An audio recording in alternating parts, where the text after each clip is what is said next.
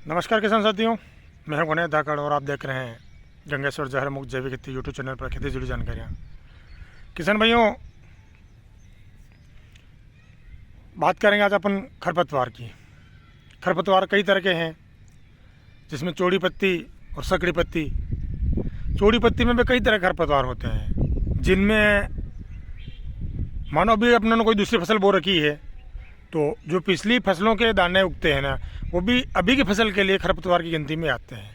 उसके साथ में ही गाजर घास हुई, चील हुई, बाबरा हुआ, कई तरह के चौड़ी पत्ती के खरपतवार हैं। उसके अलावा सकरी पत्ती में घास हुए, जई हुई, इस तरह के खरपतवार भी देखने को मिलते हैं। तो दोस्तों, खरपतवार का समय से यदि नियंत्रण नहीं करें तो बहुत ज़्यादा पैदावार में फ़र्क पड़ता है। खेत में दिए हुए उर्वरक खाद का आधा से ज़्यादा हिस्सा खरपतवार खा जाते हैं। इससे फसल की पैदावार रुक जाती है और खरपतवार की पैदावार बढ़ जाती है, तो फसल कमज़ोर होती है। खेत के अंदर जो खाद है, उर्वरक हैं, वो सारी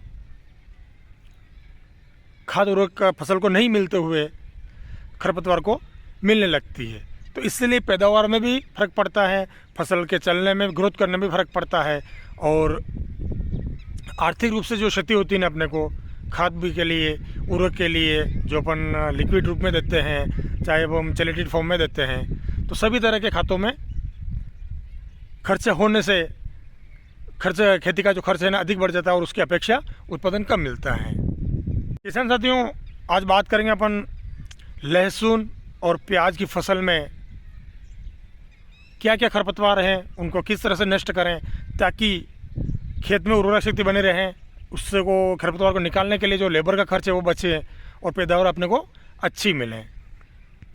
किसान साथियों, जैसा कि देख पा रहे हैं आप, यह लहसुन की फसल है।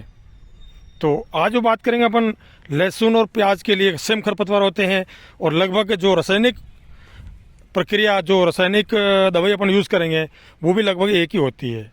तो किसान भाइयों, सबसे पहले अपन बात करेंगे खरपतवार की। तो आप देख सकते हैं इसके अंदर ये लहसुन है, तो साथ में गाजर घास है, मूंगफली देख लीजिए आप। ये खेत क्या लीज का है, तो इसमें खरपतवार अधिकतर रूप में गाजर घास बहुत ज़्यादा देखने को मिल रही है, लेकिन कम ज़्यादा कहीं कहीं पे दूसरे खरपतवार भी अपने को देखने को मिलते हैं और होते हैं। किसान साथियों, जैसा कि देख पा रहे हैं आप, लहसुन बहुत कम मात्रा में दिख रहा है, लेकिन गाजर घास बहुत ही अधिक ज़्यादा मात्रा में दिखाई दे रही है। तो दोस्तों, यदि इसको अपन लेबर से निकलवाएंगे तो बहुत ही ज़्यादा खर्चा हो जाएगा। और अभी बारिश हुई है, तो इस कारण से नमी भी काफ़ी पर्याप्त मात्रा में है। जैसा कि देख सकते हैं आप, ये देख लीजिए, बहुत अच्छी खासी नमी है, तो अपने दवाई का छिड़काव करने का सही समय है। अब दोस्तों, बात करेंगे अपन कौन कौन सी दवाई इस खरपतवार को नष्ट करने में काम में आती है। तो सबसे पहले एक दवाई की जानेंगे अपन, जिसका नाम ऑक्सी करके आती है। उसका स्प्रे यदि दोस्तों अपन करते हैं तो उससे खरपतवार समूल नष्ट नहीं होते हैं। खरपतवार ऊपर से जल जाएंगे और साथ में ही लहसुन के पत्तों पे भी बर्निंग आएगी, और जो खरपतवार बचे हुए हैं वो वापस कुछ दिनों बाद वापस नई फूट रन कर लेंगे, तो खरपतवार बिल्कुल नष्ट नहीं होंगे। ठीक है दोस्तों, यदि अपने खेत में सकरी पत्ती वाले खरपतवार हैं तो उसके लिए सबसे बढ़िया, जैसे घास हुई, गेहूँ हुए, या पिछली फसल की मक्का की जो फसल है वो भी अभी के लिए खरपतवार ही बनेगी, तो वो हुई। तो इन सबको नष्ट करने के लिए सबसे दोस्तों अच्छा टेक्निकल है एंजिल। जो एंजिल आती है ना, वो सकरी पत्ती खरपतवार के लिए सबसे बढ़िया और अति उत्तम खरपतवार नाशी का काम करेगी। तो किसान साथियों,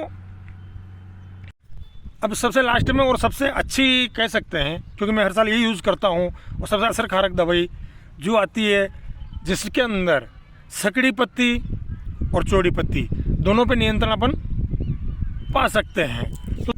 तो किसान साथियों, सबसे अच्छी और बेस्ट दवाई यदि अपन देखें लहसुन और प्याज के लिए, खरपतवार नाशी के लिए, तो अडामा की डेकल करके आती है। जैसा कि मेरा हाथ में आप देख पा रहे होंगे, मैं किसी दवाई की कंपनी की दवाई का प्रचार नहीं कर रहा हूँ, लेकिन जो मैं यूज़ करता हूँ ना वो चीज़ बता रहा हूँ। इस दवाई से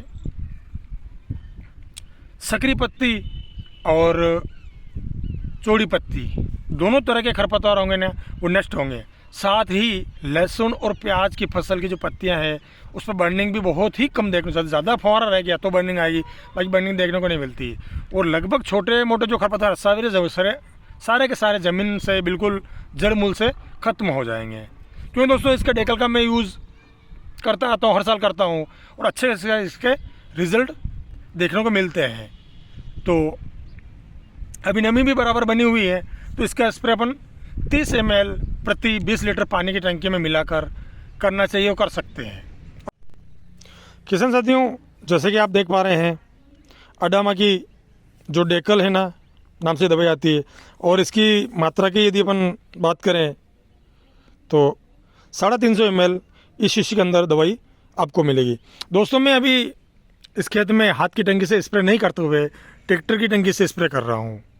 तो इसके अंदर मैंने 250 लीटर पानी लिया लगभग, और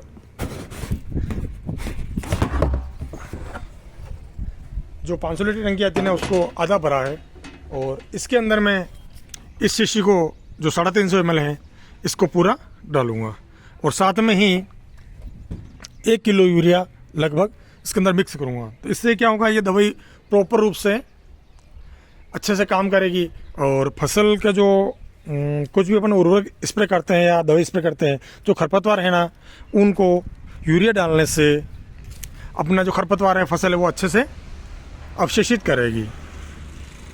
ठीक है दोस्तों, अब रही कुछ सावधानी की बात।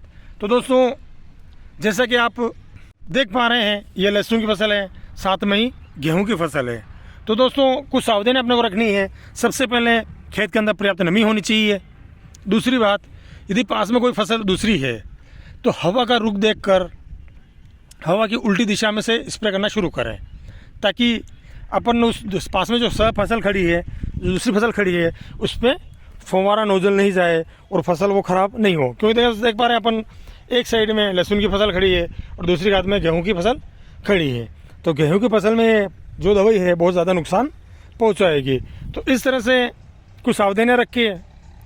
अपन यदि सही एक जैसा स्प्रे करेंगे तो निश्चित रूप से रिजल्ट बहुत अच्छा मिलना है, और इसके रिजल्ट से लेबर का खर्चा मात्र 25% रह जाएगा। जहाँ 10,000 रुपये बीघे का खर्चा आता है ना, तो वो ओनली 2,500-3,000 रुपये में अपना काम हो जाएगा। बाद में जब खरपतवार ख़त्म हो जाएंगे, उसमें निराई गुड़ाई कराएंगे अपन लेबर से, तो उस समय मानो कहीं गलती से बच गया खरपतवार, वो निकल जाएगा, और जो अपन खाद बीज देंगे ना तो वो फसल को बराबर मिलेंगे।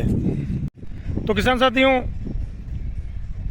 मेरे हिसाब से लहसुन और प्याज में खरपतवार नियंत्रण कैसे करते हैं उसका पर्याप्त जानकारी आपको मिल गई। दोस्तों, जिस खेत में लहसुन मिर्ची की मिक्स क्रॉपिंग है उसमें इस दवाई का उपयोग नहीं करें, बाकी मिर्ची की जो फसल है सारी फसल नष्ट हो जाएगी। तो आज के वीडियो में यहीं तक, मिलते हैं किसी अगले वीडियो में एक नई जानकारी साथ में। तब तक के लिए जय हिंद, जय भारत, जय जवान, जय किसान। दोस्तों, वीडियो पसंद आए तो लाइक करिएगा, शेयर करिएगा, कमेंट करिएगा, और जो चैनल पर पहली बार है वो चैनल को सब्सक्राइब करना ना भूलिएगा। मिलते हैं किसी अगले वीडियो में एक नई जानकारी साथ में। तब तक के लिए जय हिंद, जय भारत, जय जवान, जय किसान।